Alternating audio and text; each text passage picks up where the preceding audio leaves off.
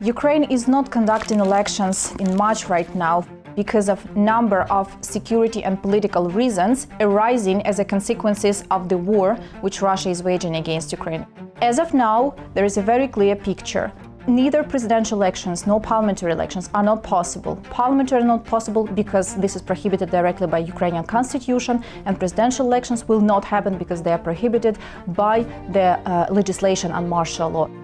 If to imagine that Ukraine lifts temporarily the martial law functioning in order to conduct elections, we will still have a number of serious risks and challenges.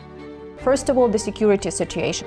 Basically, the frontline areas where none of electoral voting stations will be safe enough for people to go there. Second is restriction and limitations when it comes to people's right to run or even to vote, because over 1 million of Ukrainian population is in the army, and they will not be able neither to vote normally nor to run as a candidates because they are soldiers.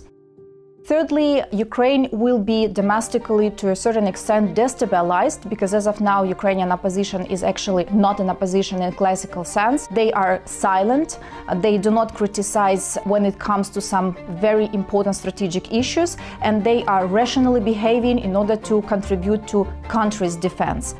So Russia really has no obstacles to conduct elections because they don't care much about democratic standards. This will be the second so-called elections in a row after 2021. Putin has made everything, namely organize so-called referendum to amend the Russian constitution, which allowed him to reset all his previous number of terms in the office as a president of Russia to 0 and to be elected 2 more times.